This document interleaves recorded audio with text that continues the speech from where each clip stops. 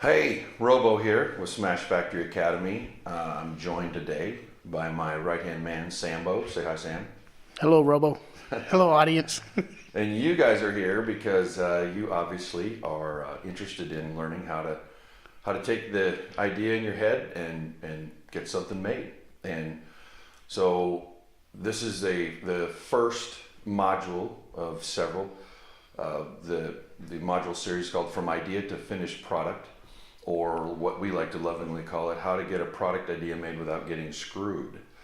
So that's one of the things that drove us to start Smash Factory in the first place, was to help people avoid the pitfalls and the things that go on in inventing world that we had to face, and at least avoid as many mistakes as possible. So let's go into it. Module one. This one is called the Inventor's Journey. This is this module here is going to help you take a look at the entire picture of inventing. I want you to know what to expect in the future modules, but mostly I want you to know and understand sort of a big broad view, broad brush stroke, Yeah, that works. Yeah, broad view. broad view of this pathway, and I call it a pathway, and I use a lot of analogies that you'll see as we go forward. But essentially, the product development is a lot like is like taking a hike or hiking a summit, and so this module here will just give you an overview of that, so that you can use it in the future. I'm also going to introduce a lot of the players that'll be involved along this journey, the people that are going to need to support you and your idea to get where you need to go. And then I also want to, show you, basically introduce you what other inventors, the common characteristics and traits that other inventors have. So that being said, who am I? Well, my name is Robo Hendrickson, and I'm the founder of Smash Factory. And I am a business owner. I am, serial entrepreneur. I've been in business for over 20 years. I've been everything from an ad agency owner, internet marketing agency owner. I own an animal healthcare company, and the inventing has always been, my passion. It was always a side project, a night project. I've had successes and failures, but the things that I've learned along the way took a long time because it wasn't a focus of mine. And even though I'd helped other companies launch major product launches, Sony, several different products for Sony, like the Handycam, mini disc, home theater system. Those sold billions of dollars worth of product in reinvented categories, and I was a key player in the strategic program as well as the execution of that. But I'd never really done it for myself, other than small little messing around ideas. And I finally decided to really pursue one of my dream projects, and it kicked my ass. Basically, it failed, and so did the next one and the next one. I realized it was much harder to do it on your own and start from scratch, and try to get traction. You have very limited funds. It was a learning process, and as I got better and better with it, and it was going down that pathway, I had an inventor come to me and wanted some help. He had an idea and he wanted help, and he knew that I'd done, came up with my own products and pursued them and were successful. And so I started mentoring him and kind of went through that process, and next thing you know, another one showed up, and that's when Smash Factory sort of came alive. That's when it was born. Was the idea was, if these were, people were out there like I was out there and felt alone, that there had to be a better way. There had to be taking some of my methodologies and systems and providing that in a broader platform is really why I'm here and why Smash Factory exists. And it's a work in progress. Smash Factory is, it's like anything else, it's an iterative process.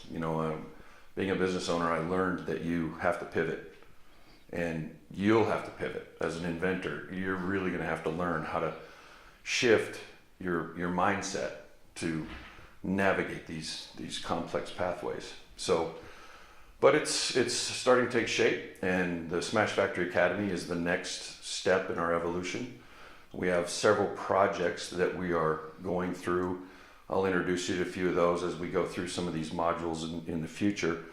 And actually, one of them is going to be really cool because we're launching a new product, and we're going to use that in real time as an example of the messiness and the beauty of launching a product. You're going to follow us along in these modules of launching a new product idea. It's mine, so I get to control the flow of it a little better and the pace, but I thought that would be a really great way to demonstrate the reality of pursuing a product. So, you'll get to look forward to that in the future models. So before we get started on any of that, I want to talk about how the world is flat.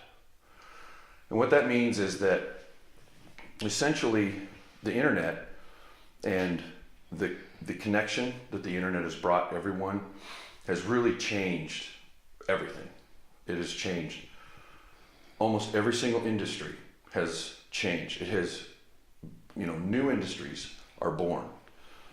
Industries, niches and markets that didn't exist before are now around. In fact, my daughters, one of the things that they say now, or and I taught them to say it, but when they're asked, what do you want to be when you grow up? They say, I don't know, because it hasn't been invented yet. And that's so true. And so this hyper-connected world has really opened up a lot of doors for inventors. It's really made it much, much easier than it used to be getting products made. When I developed and pursued my first product idea was in 1994 or 5. And you had to go pull a directory of manufacturers and people off of library. It was like go to the library and check out ThomasNet and go through it page by page just to find people who could maybe help you with certain parts. I mean, it was very cumbersome. But today, man, I can get online and I can Google a few times, and I got a lot of things just come right up. In fact, there's even some, there's other educational material like Smash Factory that's out there that you can learn these processes. And I encourage you to go take part in some of those so that you have a broad perspective of don't take my word for it. Go out and compile several different people's methods and find one that works best for you. We happen to find a lot of success in the way we do things, but I'm not going to say it's the only way.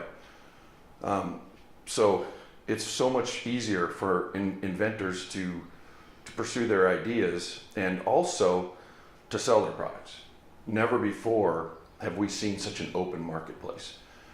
The old method was that if you came up with an idea, you either went and licensed it to the big guy, or you had to get into distribution so you could sell through retail and make it in all the stores. And this was very difficult, a very closed system. It's a giant, it's actually a little tiny door, and they only let a few people in. And the internet has destroyed that. Now I can sell direct to my consumers. I can get feedback from people worldwide. The entire world is my marketplace now. So even small niche weird ideas have a place because there's someone out there. 7 billion people. Someone is going to handle it. There's going to be someone out there, right? There's going to be someone out there. So, I just think of that, 7 billion people. It's insane to think about. Holy smokes. So, being able to sell the product is really the whole end goal. Is you being able to make money off your idea is really what this is all about. And it's much, much easier to source. You can source vendors who can help you design, engineer, manufacture, distribute, fulfill, operations. The sourcing tool that this has opened up is phenomenal. Like I said, that Thomas Knit used to be the way I used to source, and now sourcing is so much easier and so much better.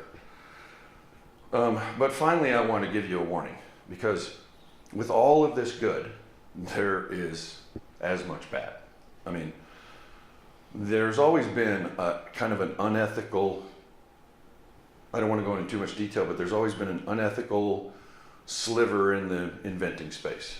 And the people who take advantage of your ignorance has just been exacerbated. Is that how you said it? Exacerbated? Yeah, I think that works. Has been exacerbated with the internet. I mean, now there are so many scammers and so many, unethical people in almost every aspect of it, from the patents to the manufacturing to, there's I've heard horror stories from inventors who have been taken advantage of, and sometimes not just once, multiple times. I've had a phone call with a young lady a couple of months ago that went on Kickstarter, she got screwed. Tried to source a vendor to help her through Upwork to design the product, she got screwed. She went to, it was just over and over again. And, part of me was thinking, you don't learn from your mistakes very well. But, I don't blame her. She that wasn't her full-time job. She didn't own inventing like it was her thing. She just wanted to make her product, her cool idea. And it was a cool idea. And so I will over and over and over again keep reminding you that you have to watch your back. And I'll go into more details on that, and we're going to try to avoid those pitfalls. That's one of the things that we're really going to work on is avoiding those pitfalls. So who are you? I mean, if you are an inventor or want to be an inventor, who are you? And inventing is really cool. I can talk about this subject for 2 hours at a cocktail party, but inventors and inventing process is imperative. I mean, it is so important in our world, and because inventors are the ones that fix things that are broken. Yeah, I mean, think about it. I mean, in our daily lives, everything that we're using was invented by somebody, right? Absolutely, So- absolutely. I look around this room here, and there are 1,000 inventions in here. Mm-hmm. They're not mine, but I use them. There's somebody came up with everything that's in this room. They started with an idea on a bar napkin, and here it is in my office. Yep. They are the ones that reduce frustration. They're the ones that make pain go away. They make shit pleasant and fun. Mm-hmm. They're the toy inventors. They're the inventors for my sports equipment, and they really are this amazing group of people, and you should be proud that you want to pursue this, because it's a very, very small club. It really is a small club. For all of the billions of products that are out there, there's just so few people that I run into, and I'm in the niche. Yeah. But I run into very few actual inventors, and they drive the economy. I mean, that's the innovation coming out of everywhere. That's what creates a solid streaming economy, especially here in the United States. We're outsourcing a lot of our labor. We're outsourcing a lot of menial jobs, things like that. But the one thing that they haven't taken yet is our ability to innovate. And I have this whole long other 2-hour cocktail tribe about how America we were pioneers and came here and settled this country, and that's just sort of our nature to never take something at face value, to always question and always make it better, always change it. And that really drives our economy, and it also elevates our humanity. I mean, without inventions, we wouldn't be tackling some of the major problems that we have in the world. Without inventions, we wouldn't be able to go clean the oceans, which is a major problem that we were just watching that earlier today. Yep. Whose is that? Mine? That's you. Hold on, everybody. I didn't pause my phone. I'm not going to take the call. We'll just keep going. So, the inventors, they change the world. They're the ones that are going to make the change that we really need. We've gotten ourselves in some pickles, and the only way out of it is innovation. Yeah. I mean, that's really it. Well, that's how you get out of pain points, right? You got to innovate you got to learn, adapt, and that's what inventing is, right? Exactly. And that's something that, Smash Factory is going to get more and more involved in that specific niche as we go forward with our products and with the people that we support.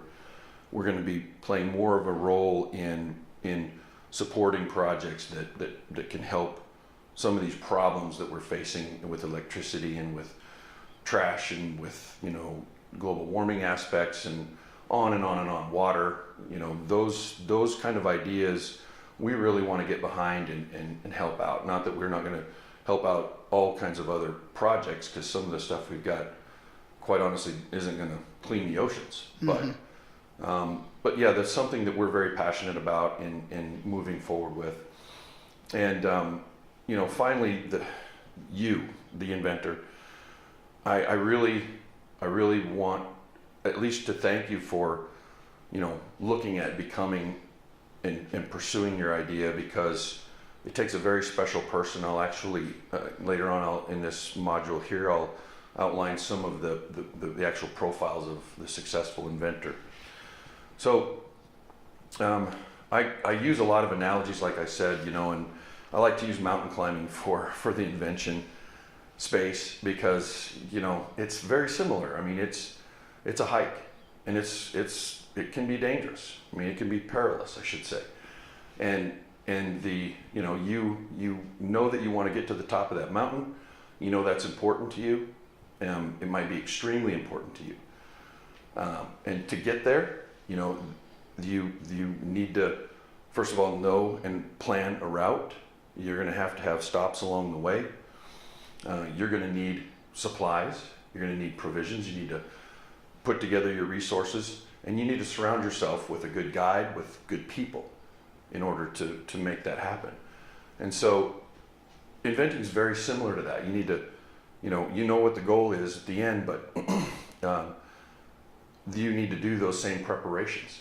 And you need to know that I've got to plan this route out, or I'm going to get lost and fall off the side of the mountain. And that's what normally, that's what a lot of people do. Those stories that I hear of failures, and my own failures, were because I didn't know how to climb a mountain. I didn't know how to get a product made. I just wandered off in the wilderness, thinking I would Without a find my way. backpack or anything, just. And there are some people that can make it work like that. There really are people that can make it work like that, but it's way better if you take a step back and actually create a plan and know where your stopping points are, and know that you've got the right equipment and the right supplies and the right people, and your ability to be successful goes way, way up. You're going to survive if you do it right.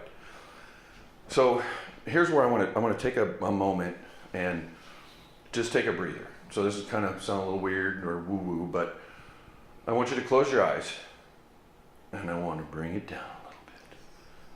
Bring down that energy.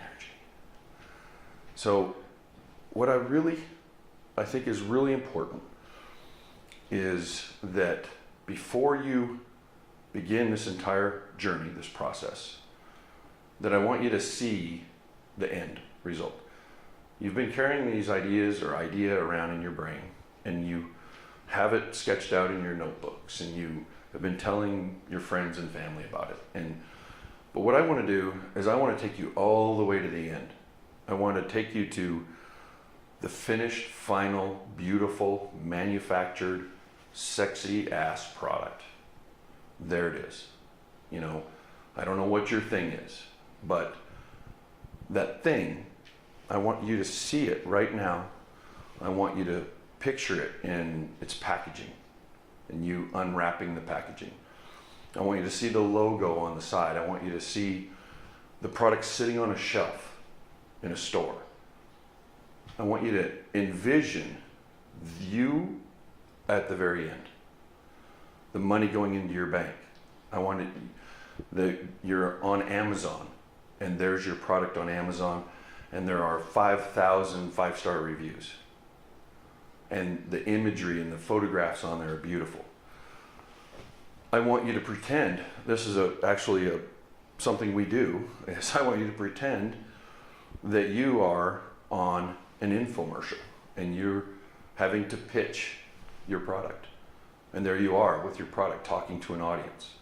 And you're telling them the features and the benefits and how it improves the thing that your thing does, how it makes people's lives 10 times better. And there's nothing else like it on the market. I want you to go through that exercise. And after this module, I encourage you to do that exercise again and really go deep with it. Spend some time with it and meditate on it, because that gives you a power that you're going to need as you go through. And if you can't see the end goal, if you can't go to that in those hard times, then you're not as strong to get through this stuff. Right, Sam? That's right. No, absolutely. I mean, you've got to have that end goal in mind, because it's tough, as you said, so having that will definitely keep you motivated to power through. Yeah, and I got to keep goading him to talk on here. I mean, when we're not recording something, I can't shut him up. And now that we're recording, he just sits over like a bump, checking his email. So you envision the finished product and do that exercise again, and do it often. But I also want to say that you're going to run into a lot of obstacles along the way. I mean, there's going to be some hard trails that we'll take, but others did it.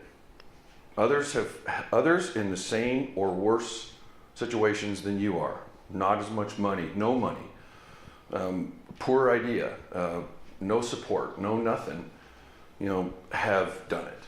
They have figured out a way to take that napkin sketch and get it made and get it in the market and sell it and change their lives. I mean, there are thousands of stories that are that way. There's, people come from small tribes in Africa and invent, water purifiers out of the weirdest things. Mm-hmm. I mean, there's other people have done it, and you can too. If you, I want you to believe in yourself that you can do this, because it can be done.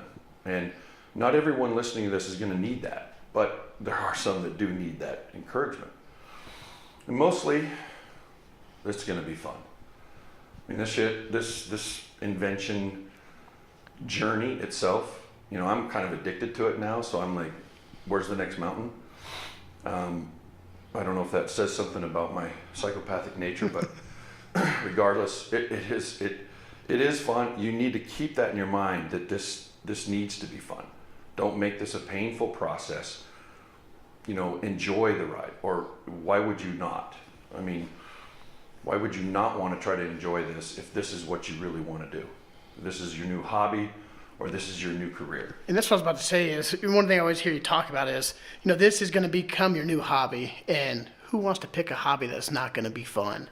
Exactly. And I really encourage that. Everybody that I work with, I'm constantly reminding them that this is actually fun, and it's not everybody can do it, and so it's really cool that we are. So now I'm actually going to get into some meat and potatoes, or I'm just going to call it meat and potatoes. Yeah. The actual product development pathway. So this is if the end goal is that finished product sitting on a shelf. This series is to help take it from that napkin all the way to where that product is in your hands. It's sitting in your garage. You got it in a warehouse.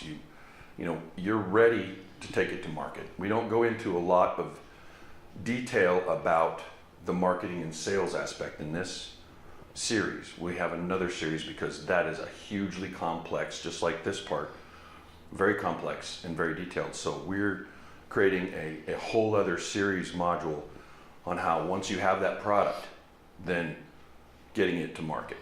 And even though I actually begin preparing for that and creating the marketing strategy the day that I come up with the product. But that's my background and my nature.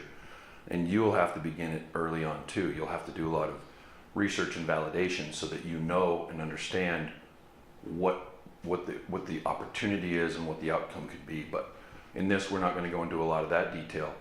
This is, we're going to talk about the idea itself, the innovation process, mock-ups, this is basically getting started. I mean, this is basically step one is, the journaling, the sketches, the show, getting feedback from people about the idea, the iterative process of it. So, that is a big chunk in figuring out, is my idea good? And all the details behind it. Can I sell it? Can I do all these things? We're going to have an entire module on that aspect, on how you go through the innovative process, the iterative process of your idea, how to make mock-ups, how to get them tested, and validating what you've got. Then we're going to go into the second phase, which is kind of protecting your idea. And we're going to go over, do you need to protect it? How far do you need to go? How can you? The patenting process is very complex. There are many, many tools that we have available today that we didn't have just a few short years ago.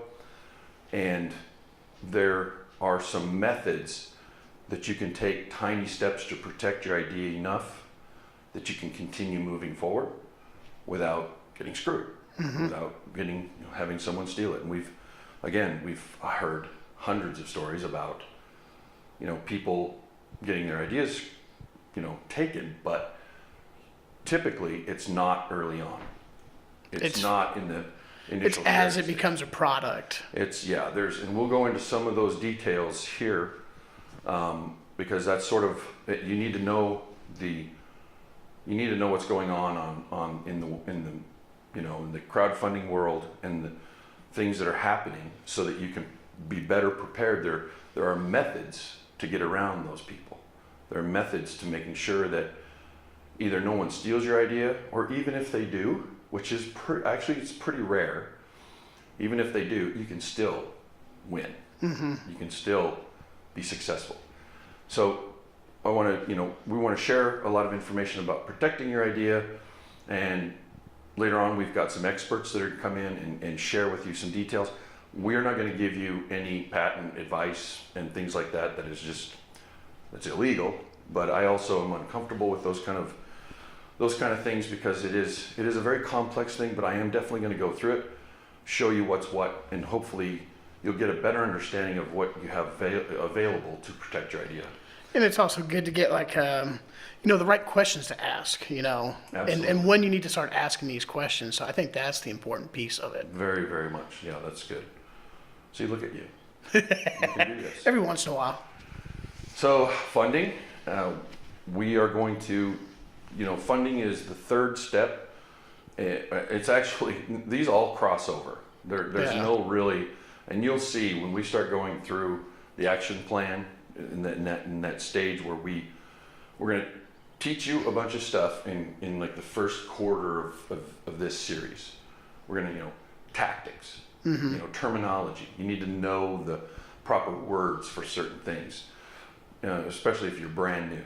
And that way you can communicate better with everyone involved, and you know what's happening. So that's kind of, 1/4 of this is sort of tactics. But then the 3/4, we're actually going to, go to work. We're going to show you how to go from one step to the next, to the next, to the next. And so they cross over, they go back and forth. You'll be working on trying to get funding while you're, soliciting your idea and getting validation. You're going to be prototyping. You're going to be, there's a lot of crossover, but these are the 4 main areas of the development pathway. And funding is a very, very important aspect, obviously. I've never seen any other, element ruin a project faster than running out of money. And it is a, money is the lifeblood of being able to bring these ideas to market. It costs money. It's just not free.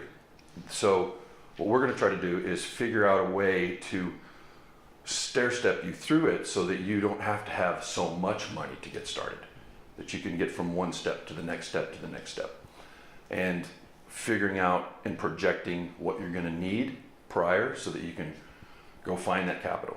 Man, I've got a frog in my throat. And we're once again, like the patents, we've got some capital raising experts that have, we're going to try to bring in here, and they're going to share some other ideas and really, give you some alternatives. We're going to visit about, I can tell you what your alternatives are, and there's so many ways that you can get capital.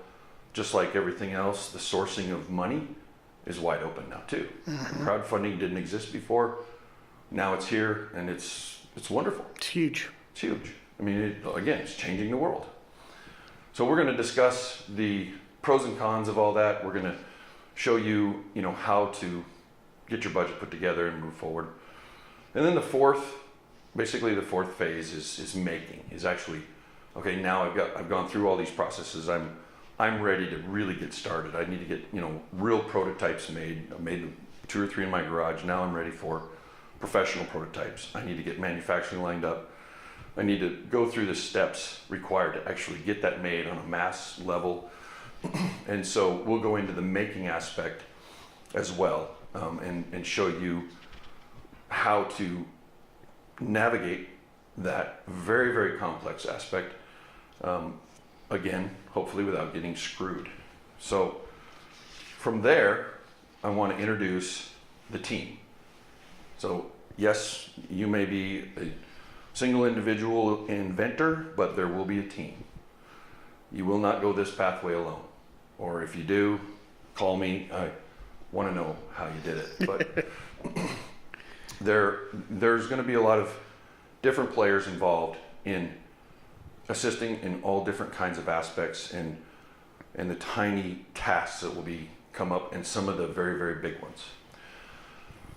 So we break these out into, these are large buckets or sections or silos.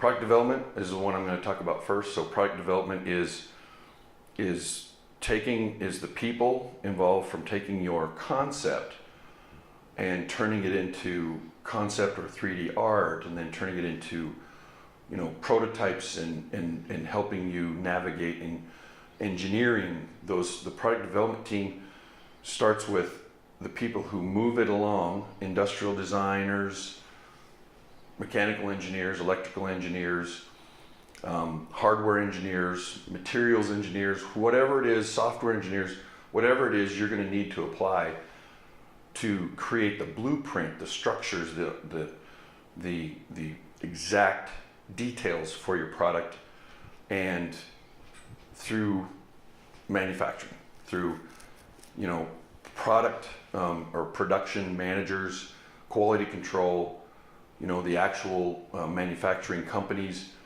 Those are people that are all, you basically need to view them as being on your team, even if you're just paying them a hourly fee or whatever for their freelance services. That person, if you treat them as a team member, it's amazing the transformation that will happen with your communication and your relationship.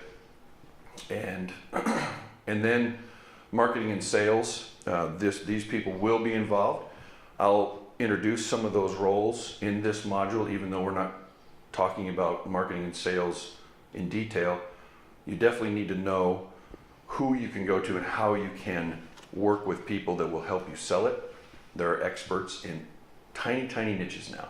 It's just unbelievable how fragmented everything has gotten. There are specialists that only do Facebook ad creative. Mm-hmm. They won't put it on Facebook for you, but they can make an ad that is killer. There are people who do nothing but place ads on Facebook for you.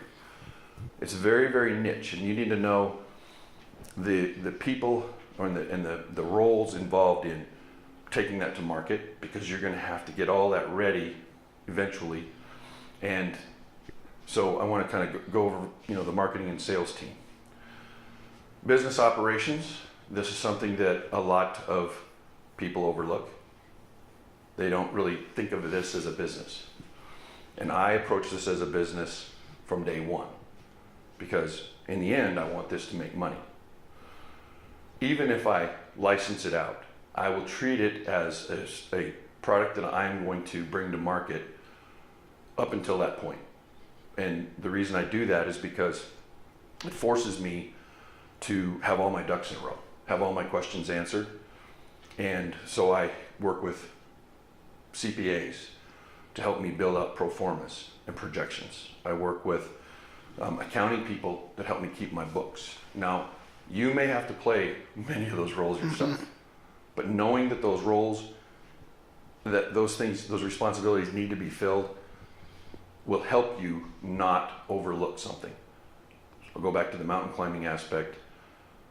Even if you don't have the ability to have a full crew, you're going to need to know who's the person going to be doing this tonight so that it's done. Well, it might be me, and that one's me, and that one's me, but you need to know what those roles are. So business and operations, I even throw in, fulfillment, warehousing, those kind of roles into that as well, and quality control. So we will go into some more detail on those later on as well. Capital and finance, again, there's people that play these roles. Who can help you? Who is the venture capital expert that's going to help you put together your pitch, put together your package? Who is the financial guru who's going to help you with these things? So the capital and finance roles need to be understood so that you know your options going forward and you know where you stand. And finally, the patents and trademark is, the attorneys that specialize in that are very, very specific. They even break into, again, in fragments. Some only do certain size projects. Some only do certain type of patent work. So some may work in just the medical field, some may just work in. Yes. Yeah.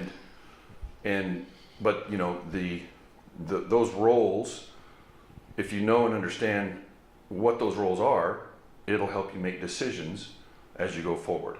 You'll know whether or not you need X or Y. So also, I want to visit a little bit about sourcing and vetting these people. I've seen a lot of inventors make the mistake of interviewing one person, hiring them for a job, and not knowing how you're supposed to source, where do you find them, and more importantly, how do you pick good ones from bad ones. So in the sourcing and vetting aspect, there are many, many places to source talent now. And I mentioned Upwork, but there's many more. You just Google freelance, industrial design, and you'll find everything. You need a freelance accounting. You can find resources to vast pools of these individuals. But finding them is one thing. Figuring out who to work with is another. And the best advice that I can give most inventors getting going is you have to practice. It's really true. You need to get in there and do the work in this aspect. Don't be lazy in the vetting process. So, for instance, finding an industrial designer, you find the pool of designers, whether you're finding them online or finding them through a design directory or through a college or wherever you're finding your pool of industrial designers. You need to review their samples thoroughly, and hundreds of them. And what you'll find is after you spent 2, 3, 4, 5 hours looking at portfolios, you'll start to see patterns. You'll start to see and understand that, oh, so these type of industrial designers are really specializing in HVAC parts and pieces and, you know, things that aren't seen by the consumer. And my product is a consumer product. So I need to go lean more towards people who are designing consumer products. And more than that, even the materials, they specialize in the materials that I'm looking for. So we're doing a project now that is a all metal product, and it's got cast parts in it, it's got welded parts in it, it's got all kinds of different, you know, it's got aluminum and stainless steel, and we used a designer who'd never made this kind of product before. He'd never had experience in that. Mm-hmm. But by going through hundreds of portfolios, I saw, when I finally got to his, I realized that he actually made something completely unrelated, electronic stuff, but it used the same type of metals, metal on metal components that we were doing. And I knew that if I liked him, then that he could be a prospect.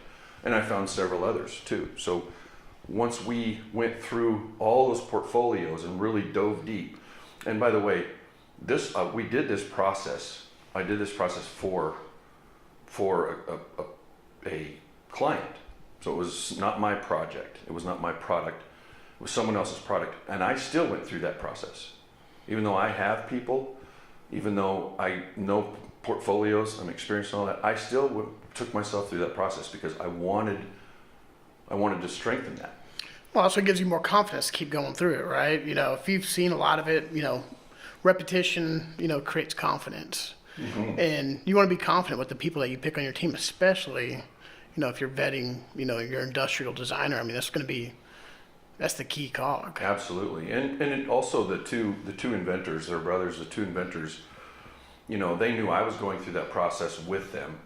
And while we were going through that, we could share, and I could kind of guide them just a little bit on keep going. Mm-hmm. You haven't found the right ones yet. And then they started creating their list of finalists before we actually started, you know, contacting them to engage with them in communication. And so by the time we were done with that process, they'd seen hundreds. And so they were getting really good. In fact, they got more and more excited as they went. And they realized the nuances of spending that time. And then once we engaged, once we found our short list and we communicated with them, contacted them, and started going through that process, again, put in the work. I don't do a one and done. Mm-hmm. We do, you know, an interview and then another interview, and then, you know, it depends on the project. We might do a face-to-face. If it's that big of a deal, I want to kind of know who they are. I mean, don't get me wrong, I've hired designers in India and places like that, so that's not always possible. But if I can, I actually try to source certain key people that I think are going to be continuing on with me. I try to source them closer to me if I can. Mm-hmm. And I'm not saying you should always do that. I'm not saying not to outsource to overseas. In some cases you have to. Yeah. In some cases you just can't afford not to. But we put them through an interview process like I was hiring an employee. Is that do one interview, do another interview, and do another interview, and create my strategic questions that I ask. And we're going to actually provide you with some questions that you can ask using your vetting process. We've got a PDF that you can download to use as a guide. It's difficult to nail down every question because, again, we don't know what your thing is. And so there are some specific questions you'll have to ask, but we can give you a pretty good guide, checklist of things to go through to vet, you know, these vendors. Yeah. And I think it's important, and know what the answers are or what they should be, and when does that bring up the red flags? Exactly. Like, what is that? Oh, stay away. Exactly. There's, and the more you do it, again, the more you practice, the better you get. And you'll learn a lot when you're talking to these individuals. Your knowledge base is going to grow and grow and grow. So it does not hurt to go through that process. Now, finally, I want to say that, so one of the big questions and one of the things that we face quite a bit and a lot of inventors face is, do you use individual freelancers or do we use full service firms? There are these agencies out there that have all those people on staff, and it can be a good route. There are some really good agencies out there. There are small boutique firms that are kind of in the middle. So there's the individual freelancers who is going to do this part for me, and then I'm going to hire a different freelancer to do that part, so on and so on. Or I can go to a boutique firm and there's 4, 5, 6, 7 people on staff, and they some of them may all cross over. They may all be designers, but they collaborate. Still got that frog.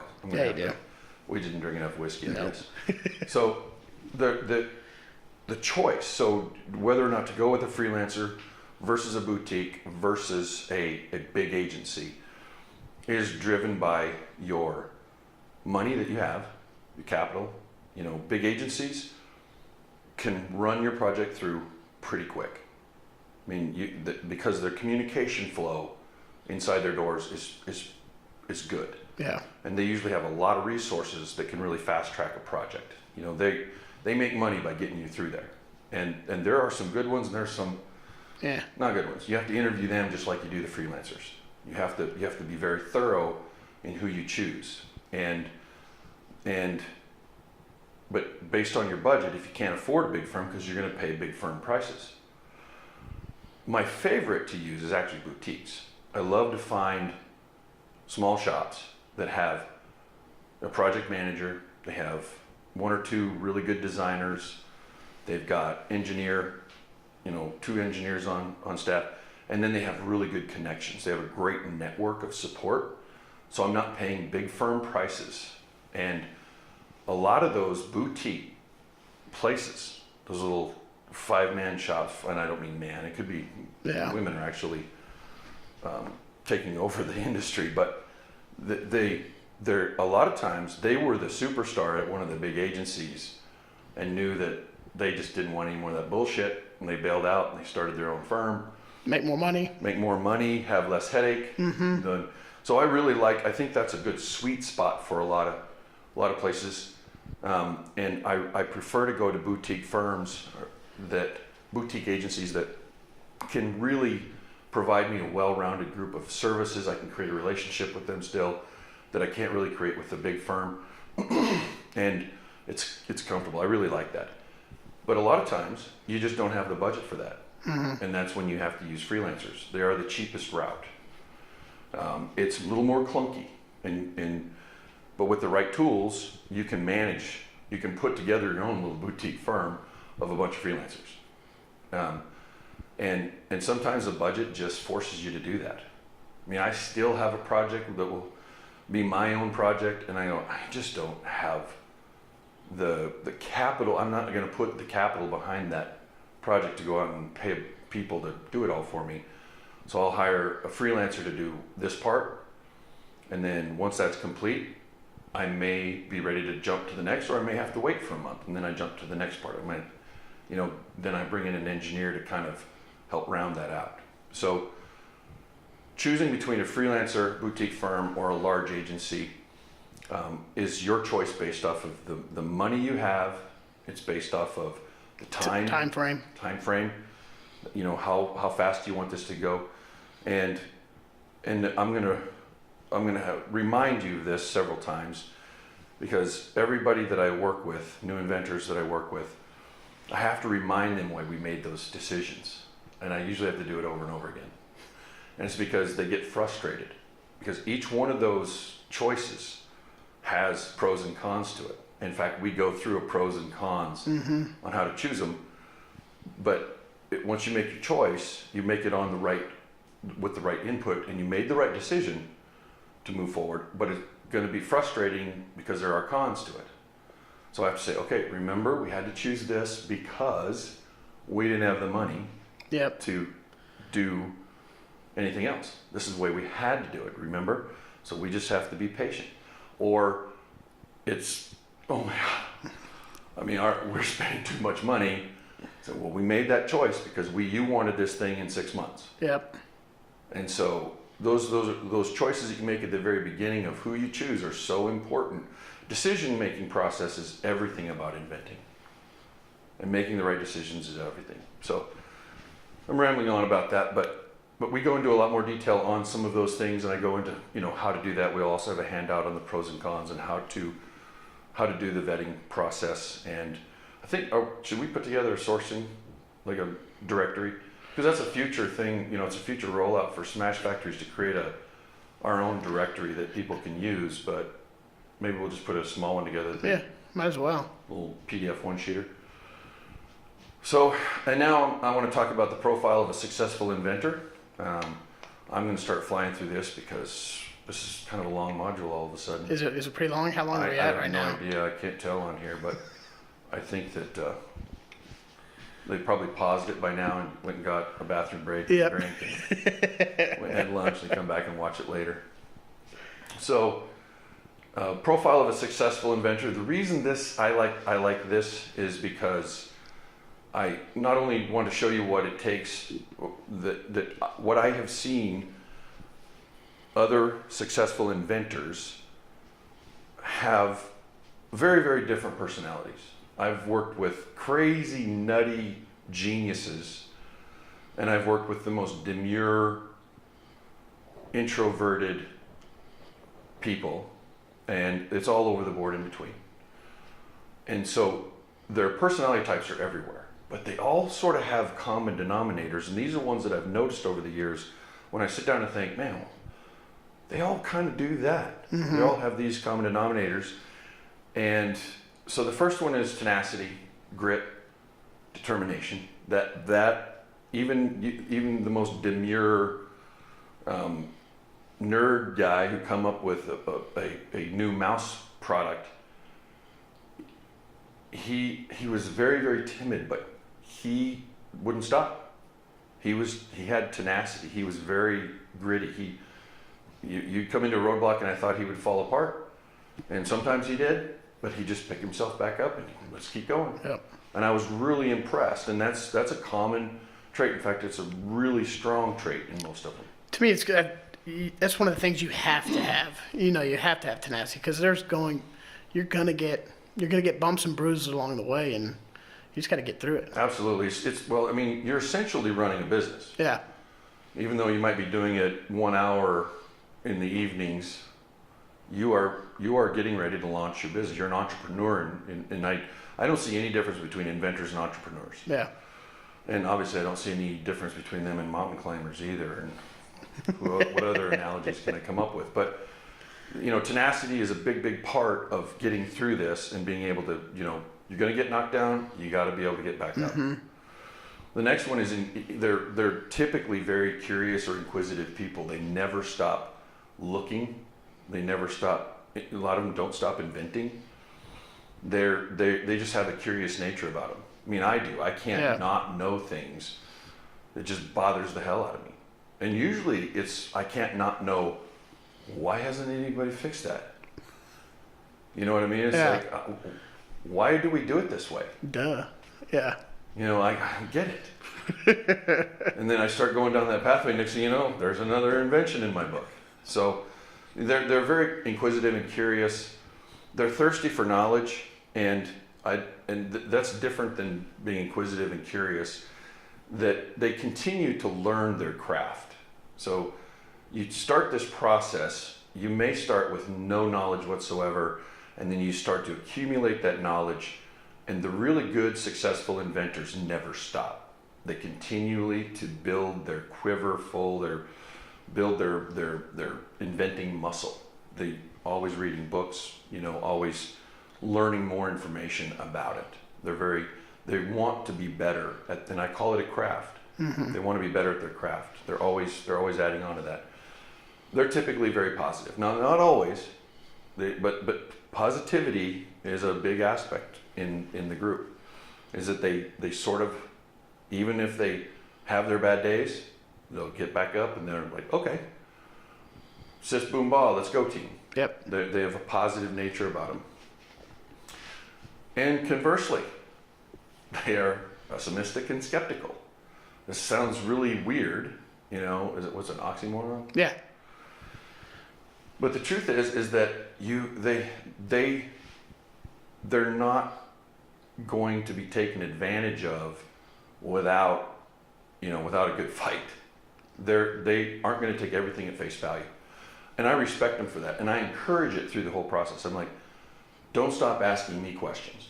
And if I tell you an answer, even though I've done this a while, if I tell you an answer, don't take it at face value. Double check it. Be skeptical. Be pessimistic about the outcome. That will save you a lot of headaches in the future. And money. And mostly money. Is that you really, really need to question everything that's told you, even if it's from an expert, and go into it thinking you're gonna get screwed. Mm-hmm. Just think that way and be wary of it. Again, if you're gonna go on a mountain climbing adventure, you need to think that a snake's gonna bite you, or that a bear's gonna come out, or that you're gonna fall down a cliff. That way you are on point the entire time. It's a really good trait to have. They're very savvy. That obviously they're problem solvers because they come up with an invention. But the successful ones are what I call savvy. It's more than just solving problems. They're able to kind of navigate this process, and they have insight about certain things, and they pick up on things. And so a lot of them I'm blown away sometimes with the solutions that they come up with. And they're thick-skinned. Like I said earlier, you're going to get knocked down. You got to have grit. But also, you're really, when you create an idea and you throw it out there for the world to see and review and to vote on, it's a very, what was the word we used yesterday? I can't remember. It was It's a scary, just kind of... you're exposed. Yeah, you're exposed, that's it. It's like put my balls out on the line and somebody come up with a hammer and whacked them. You're gonna be exposed and vulnerable. That was the word, vulnerable. But that's okay. And people are gonna not like your stuff. And that's okay. That's just part of this deal. Not everybody's gonna get behind it. Not everybody's gonna agree. You have to have thick enough skin that you can keep moving on and not care. And I think also another part of that thick skin is that you're seeking honest feedback. And you're able to take that honest feedback for the love of getting your product out there in its best possible form. Yeah. It's important. It is. It is important to put that idea out there, and it's important that once they beat it up, that you listen. That you're open, and that's that thirsty for knowledge, inquisitive, and those kind of things, is that you can take that criticism and not own it, not be emotional about it, but turn that into, maybe they're right. Maybe there is a better way for me to do this thing here. Maybe it is the wrong color. It's kind of putting that ego aside. Yeah, exactly. So I guess we're gonna do. Yeah, we got a couple questions here. Question number one is from Mary in Austin, Texas. I've had an idea for a product for several years. I feel called to pursue it. When do I know if I'm ready? You don't. You shouldn't pursue it. Forget it. Quit. No, you know what? So sometimes you never know when you're ready. I don't think there's ever a right moment. Typically, in my discussions with other inventors and the things that we've talked about before, was the aha moment. It was, and the aha moment might be something that, oh my gosh, I have to move on this now because I'm going to be late to the game. The aha moment might be, I freaking hate my boss and I got to get the hell out of here, and that's my ticket out. Yeah. The aha moment might be, wake up in the middle of the night with that final tweak to the idea, and now it's ready. Yeah. I got to start pursuing this. I can't not do this. I can't not do this. And that's the best sentence, is that when I did my very first invention, I couldn't not do it. That thing just kept bugging me. I think I carried that around in a sketchbook for 10 years, and I just kept going back to it going, that's really cool. Yeah. I really like that. And all of a sudden, I just couldn't put up with that shit anymore. I couldn't put up with the guy who was chicken shit and didn't take the shot. So I just literally, it wasn't, I mean, there weren't any bells or whistles. I just woke up one morning and I just started making phone calls. Yeah. I went to the library and I'm going to go figure this out. And so I couldn't not do it anymore. Yeah, it's like you got to the point where if you look back 10 years in the future, you'd look back and say, damn, I really regret not doing that. Correct. And, you know, there's a lot of things. I mean, I could tell, I could say, you know, well, once you've got $10,000 in savings, which is all true. I don't want anybody to get into this and then get in financial trouble. Go take out 10 credit cards and max everything out, and next thing you know, you're losing your wife and kids because you pursued your idea and didn't have the ability to, the money to. That's just a bad idea. Yeah. I don't care how strong your aha moment is. You have to be methodical in that. That's another reason for all this. That's the preparation. And actually, this kind of goes into our question number 2 from Tyler in Boise, Idaho. How much money will I need to get started? $1 million. It might be. Hey. There's stranger things have happened.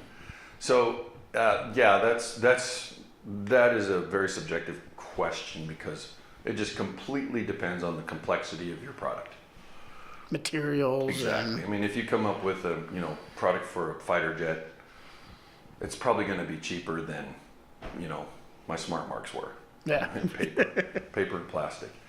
So yeah, it's all driven by the complexity of your product. But one thing, like we were talking earlier, is that if you plan this route properly, that you can get from one phase to the next to the next. And what we try to do is let's try to get through phase 1, which will help us find money for phase 2. Mm-hmm.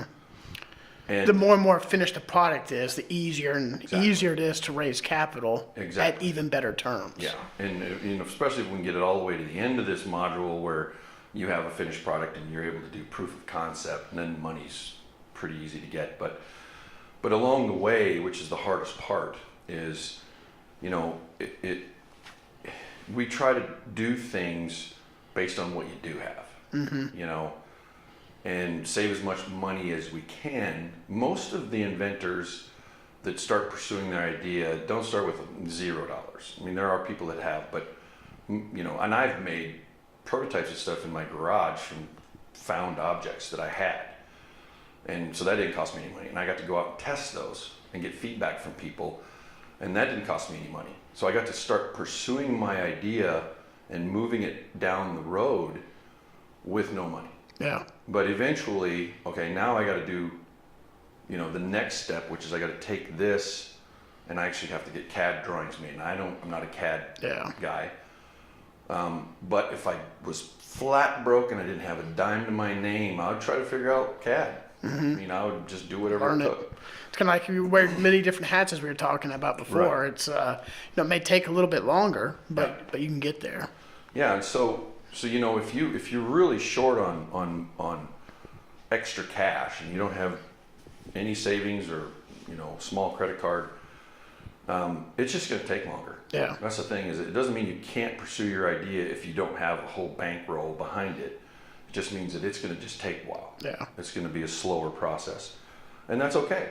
I mean, you'll learn just as much as you go, and then opportunities will pop up. Yep. I mean, that's crazy. What happens when you start going down this pathway? I always say, when you're on the right path, the world will conspire on your behalf. Yep. Question number 3 from James in Nashville. I'm afraid to share my idea because someone might steal it. Shouldn't I get a patent before I tell anyone about my idea? Okay, so first of all, James, I want to come party with you in Nashville, maybe. Yeah. I love Nashville. I've never been. Shame. I know. It's a cool town. So protecting your idea, again, later on, we're going to go into a lot of detail about protecting your idea. But your idea getting stolen early on is really unlikely. I mean, I know people who they won't tell anyone, any of their friends or family or anybody about their idea, which is okay. That's up to you, because they're afraid of it getting stolen. I'm like, dude, if you knew how hard this process is to invent something new, especially something nobody's ever seen before, there's not a lot of people. I mean, think about just how many ideas you have come in your head every single day. I mean, yeah. you know, and how many of those you actually act on. Absolutely. You know, Absolutely. So yeah, I mean, I'm not saying that protecting your idea is not wise. I'm just saying don't be afraid to start getting feedback. Don't be afraid of your idea being stolen to the point of, crippling you from moving. But there are ways. I mean, there's non-disclosure agreements when you're meeting with vendors. And by the way, most vendors, in the process of you traveling through and actually interviewing vendors and sharing your idea to them, they're not in the business of stealing your idea. When you actually hit Kickstarter or you start you're sharing it on Facebook, now you're open to theft. Yeah. You're really pulling your pants down. And that problem is growing terribly bad.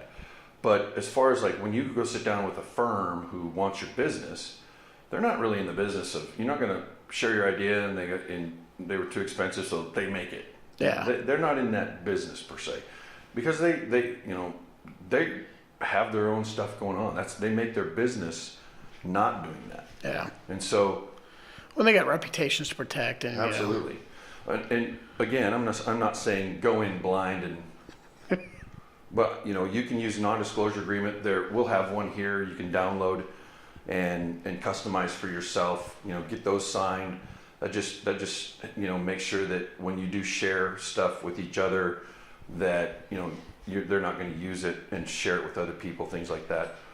There are some protection tools today that didn't exist very long ago. The provisional patent, which is my favorite, is it's full-blown patent, design utility patent. The full-blown patent's fairly expensive. You need to hire a professional. It takes a long time too. Do it right. Oh yeah, and it's good to hire a professional. I wrote my first patent, my utility patent, and it took me a month. Yeah. And nights and everything. I mean, it was a beating, and I mean, I think I could actually use it as a comic strip. If you read it now, it's hilarious. But the provisional patent was developed just for us. I mean, it was developed for the individual who didn't have the money to go spend $10,000 and get a patent on their idea before they want to keep pursuing it. It's really a great way to kind of stake your name in the ground and say, hey, I had this idea on August 1st. So this was my idea on August 1st. Yeah. And the government recognizes it. And it's, writing the provisional patent, I won't say it's easy. You can do it yourself. If you have, a nominal set of brains in your head, you can. I basically have used templates and created my own patent, and you can, you can submit a provisional patent. The more you do, the easier it gets. Yeah. You learn and understand how to put that together. And I have, hired an industrial designer from India to do some CAD drawings for me that I sent with it. And then I had some, just my own mock-ups I did on the computer, and basically just described what my idea was and everything. And then when they receive it, they gave me my provisional, number, and that just basically says, hey, I had this idea on August 1st. And now that's something we'll go into detail later on. Just getting a patent doesn't protect you. Yeah. The government doesn't go out and do anything for you if somebody steals your idea. Yeah, it's up to you to protect it, right? Yeah, right. Yeah. They just say, hey, you'll have a better case in court. Yeah. But so even when you have a patent, it doesn't. You'll hear some, from our patent attorneys later on. You'll hear the real details about the pros and cons of getting a patent and what it does for you and what it doesn't do for you. Mm-hmm. And quite honestly, there's a lot of things that don't need patents. They just don't need it. It's expensive to get a patent that you could use for molds and dies. Yeah. Or And for in marketing, reality, or it doesn't do anything for you. Yeah. It doesn't really. It's either no one cares to steal it from you, or there's just so much going on in that market, that innovation in that market, that they're too busy building on. And there's just sometimes you don't need a patent. Yeah. And I've taken a lot of products to market without a patent, and then it just becomes a competitive game. I'm going to beat you up in the consumer market. I'm going to win because my idea is better, and I'm a better marketer. Yep. So you don't always need a patent. Question number 4 from Janet in Rialto, California. I'm busy with a full-time job and a family. How will I find time? How much time will this take me? 10 hours. A day. Yeah, again, I keep going to complexity. The complexity of the project will drive everything. It drives the money, it drives the time, it's pretty much drives everything. That so the time is up to you. If you need to find the time, you have the time. You just make the time. If you have a full-time job and you have kids, you just get up earlier in the morning before they do, and you work on it. You take your lunch and you answer your emails. You spend a little longer in the evenings. You get rid of your weekend hobbies and you work. Well, this becomes your hobby, right? It becomes your hobby, and that's how you pursue it. If you have limited time, it's just going to take longer. Yeah. And you're going to have to just sprinkle it out over a longer period of time, which I think most individual inventors do have a full-time job. It's not a full-time gig for them. So it just kind of depends on where you want to carve that time out, not whether or not you have it. You do have it. You just have to dedicate it to this. Yep. So that's sort of the deal. As far as like what it takes to, what's it really take? I mean, there's some standard rule of thumbs. I mean, most products, no matter how silly easy they are, take 8 months to a year to get all the way through to where you actually have boxes in your garage. Mm-hmm. I mean, that's really, there's certain things that take time.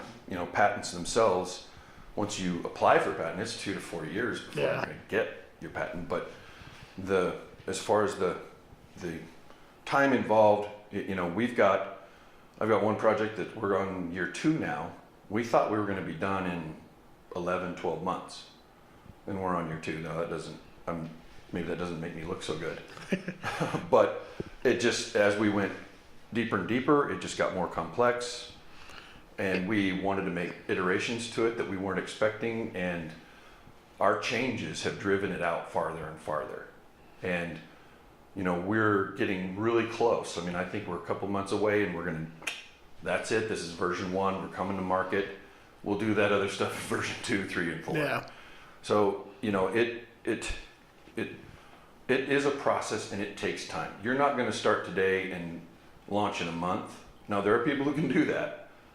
I mean, well, if they have a lot of money too, and they go to one of those big firms, that could take some of that time off. There's individuals who are really good at knocking your shit off on Kickstarter, and they can take your idea, have it engineered, manufactured in Amazon's store before you get out of Kickstarter. And there's stories. Yeah, I think you've told me that one. Yeah. So it can be done quickly, but usually when you're a first-time inventor, or based on the complexity, it's going to take some time. You might as well just say, this next 12 months is this is what I'm working on. Yep. This is my nights and weekends or whatever. And the competency of the vendors you choose will really help expedite or slow this process. Yeah. So. Last question from Chip and Boulder. What's my first step? Get out the door. One foot in front of the other. No, the first step, as I said earlier, in the phases is the ideation process, or the idea itself, and so if you have an idea in your head, the first step is get it out on paper. Draw the damn thing 100 times. If you have it out on paper, the next step is you need to get a homemade prototype made. You need to get something made that you can get your hands on it and test it, beat it up and mold it and change it. You need to make, I call it a Frankenstein. So the project that we're going to be demonstrating in through these modules later on in the action item is a product that I just made in my garage with the things I had laying around. And so I was able to test a lot of different things through that process. I learned a bunch. I mean, literally I learned something every time I get my hands on it. I change something because that's not working. Yeah. Or that ain't gonna work, or I'm gonna have to look out for this. And then I make another one. In fact, we've got a couple here in the office right now that we're testing as we speak. Mm-hmm. And so, yeah, just getting depends on where you are. So maybe you've already made your prototype. So if you've already made your prototype and you've got some drawings, you need to get some concept art done. You need to get 3D rendering of it. And I like that step a lot. I usually go there pretty quickly. Yeah. Because when I see the beautiful 3D rendering of my thing, it's sort of like that envisioning process at the beginning. I'm like, oh, there she is. Look at her. And not only that, I think that helps the validation process that much quicker when you can see what it's really going to look like in that 3D drawing. Absolutely. It really helps speed up that process. Right. So I'm trying to. I try to fast track it as fast as I can to get it to a point where I can go show it to someone. Yep. And when I say show it to someone, I don't mean my mom. She's going to love everything I do. Yeah. We'll talk about that later too, about who does the validating. Yeah. Who should you go to and show it to? But I want to get it in front of potential consumers as fast as I can to get their feedback. And I'm not ready yet. The discovery process I found in my garage has proven that I'm not going to go show this to somebody because it's just, I would be embarrassed. Yeah. It isn't ready yet. So once I get it just ready enough, I go, okay, that'll work. One more piece of tape. Okay, there it is. Yep. I'm getting out there and I'm going to start showing it and I'm going to get some feedback. Because that's to me, that's a really important step, is to start we call it the iterative process. And you'll hear that term over and over and over again. The iterative process is come up with the solution, test it, change it, test it, change it, test it, change it. Constantly going in a cycle of changes and iterative process. Yeah. So, yeah, Good deal. that's the first step. And then figure out how much money you got. Yeah. Start saving your money. Mm-hmm. Don't want to run out of funding later on. That's the last question there. Okay, so we're going to wrap. I mean, we have really wrung this one out. Yeah, we did. Our first take was, 40 minutes? This has got to be 2 hours. So, coming up, Module 2, it's called The Idea. Go into more detail of what I just talked about. Basically, the first step is this. Who was that? Chip from Boulder? Yeah, that was Chip. I'm going to come smoke some weeder with Chip. So, in Module 2, we're going to go into a lot more detail. That's sort of the first step, is, making sure that you've got the right concept, going through the process of figuring out, is this really a good concept, validating the idea, and figuring out if this idea could work. Is it going to make money? I'm going to tell you later on that there is no bad ideas. There's just better ideas than others. Yeah. Because I have seen some really stupid shit sell millions of dollars. So we'll go into some more of that later. But so, validating the idea, and basically it has a lot to do with that iterative process, making sure that, I've got my ears open, I show it to people, they give me suggestions and I try to implement those. But and then, assessing the market, the needs, the size, and the opportunity. That's all part of this area. It's like, I just want to make sure if I'm going to spend my free time for the next year or two, working on this, what can I do with it? Am I looking at a $100,000 a year deal, or am I looking at a $100 million deal? Yeah. I kind of want to know what the opportunity is right away, so that I know what I'm working with and I know how much money to invest in it, and it helps me make those decisions. Yeah. And then lastly, can you sell it and make a profit? I mean, we'll go through some of those details on how do we know, how do we do the research to know if this can really sell? Can I sell it? And is it going to be profitable? I mean, there's a lot of things out there that I can make, but like we were talking about one earlier today, they could get it made, but they lost $100 every sale. Yeah. So, you know, we're going to go through some of that in the next module. So, man, I enjoyed it. Did you enjoy it? I enjoyed that. Well, I'm yeah. glad I have one person who enjoyed it. It doesn't seem like it's that long. No, it doesn't. So, but yeah, look forward to the next module, and thank you so much for coming into Smash Factory Academy. Can't tell you how excited we are to have you here, and man, I really hope you find value. Yeah, so I'm thanks pumped. a lot. Module 1 done. Put it to bed. Awesome.